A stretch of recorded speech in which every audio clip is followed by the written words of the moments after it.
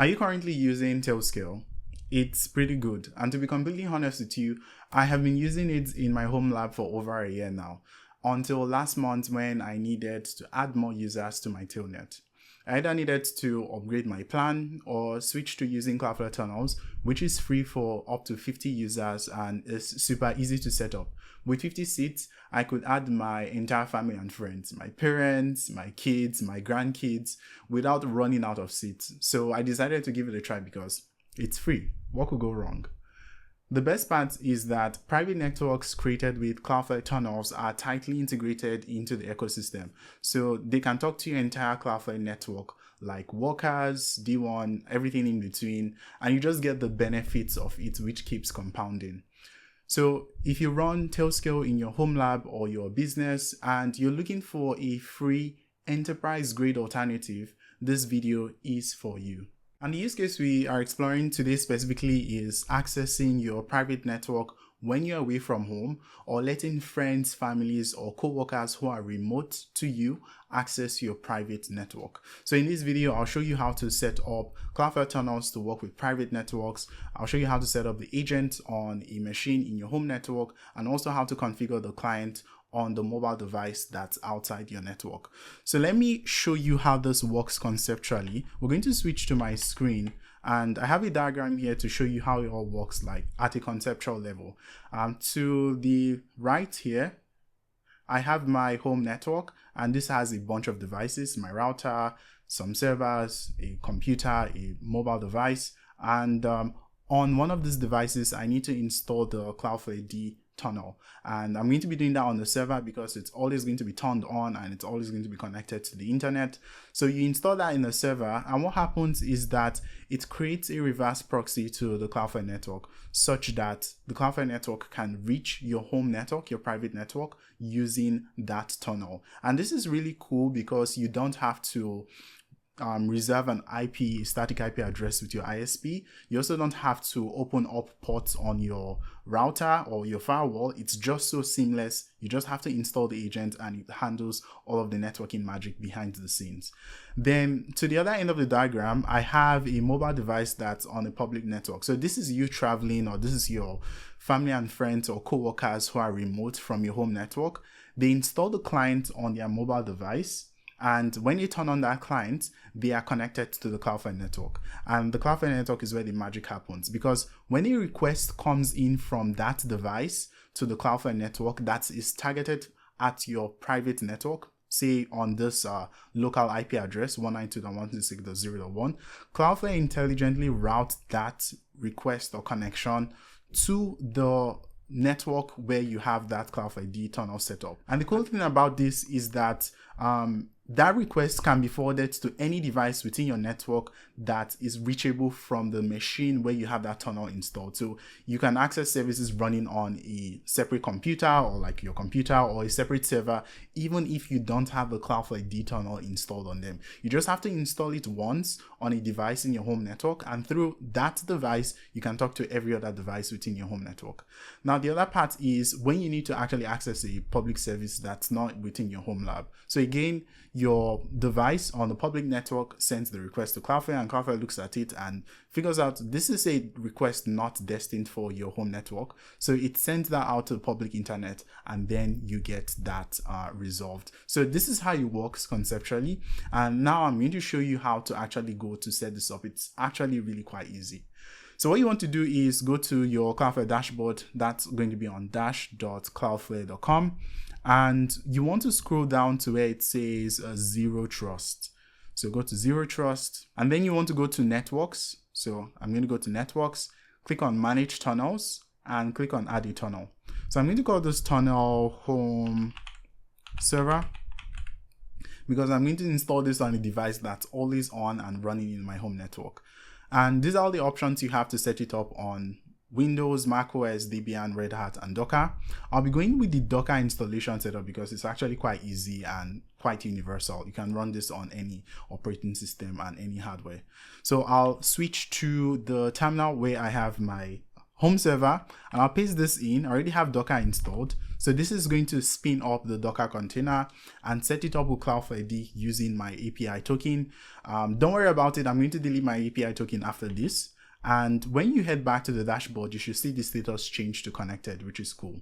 So I'll click on next, and we want to set up one last thing here. We want to set up the IP addresses that should be forwarded to this tunnel. So this is going to be the IP address on your home network. For me, I have this set to 10.10.10.0.24. So that's the entire subnet of my home network. And I can call this home network, and I can click on complete setup. And really, that's all I have to do to set that up on the node where I have the tunnel running. Now, on the device I want to connect for, I have my Android device here, and I have installed the 1.1.1 Warp client. This is also available for iOS as well as Android. So I have this installed on my mobile device. I am going to open this up and go through the installation steps. So you need to install the VPN profile, click on OK. I'm also going to allow notifications. And what I'm going to do is go to the settings, account, and let's go to login to Zero Trust. And I'm going to log in to my Cloudflare network here. That's actually what I'm trying to do. So I'm going to click on accept, and here it's asking for my organization name. So actually get that, scroll to your Zero Trust dashboard to the settings and look at the team name. Mine is Cloudflare. So you want to type that in here. So this is going to be Cloudflare. And it's going to prompt me to log in and redirect me back to the Warp client. So now you notice it says Zero Trust, no longer Warp. So I'm just going to enable that. And with that, I'm connected to my private network running in my home lab. Now I'm going to prove this to you. I'm going to go back to my server. I'm going to open a new tab. I'm going to check for what the IP address is. I think this is ifconfig. Yep. So the IP address is 10.10.10.129. And I'm going to run a Python server here. So let's run a simple Python server on port 3000. Now going back to my mobile device, I will turn off Wi-Fi so that I'm actually using my mobile network and it's actually on the public network as it is right now. Then I'll go open up my browser. So let's go to the browser. I'm going to type in the IP address of the device, which is my server, and also the port. And we hit that. And you notice we are able to load that Python server. We're able to access that service, although I'm on a public network and that service is running inside of my home lab in a private network. But we've used Cloudflare Tunnels and also the Warp client to bridge these two networks together so I can actually send requests to it. I'm going to show you two last things here really quick. And the first is going to show you how to add more users to your network. And the last thing I'll do is show you how to configure like custom domains if you have custom domains or local domains, such that it's easier to actually type in stuff instead of always using the IP address. So let's head back to the dashboard. And what I want to do here is first show you how to add more users. What you want to do is go to traffic policies, actually that's access control, go to policies, and you'll see a default policy that's created for your Cloudflare tunnel and the Warp connector, which is going to be by default named allow emails and then the date. So you want to go configure this. And here is where you add all the emails you want. So this could be mom@gmail.com.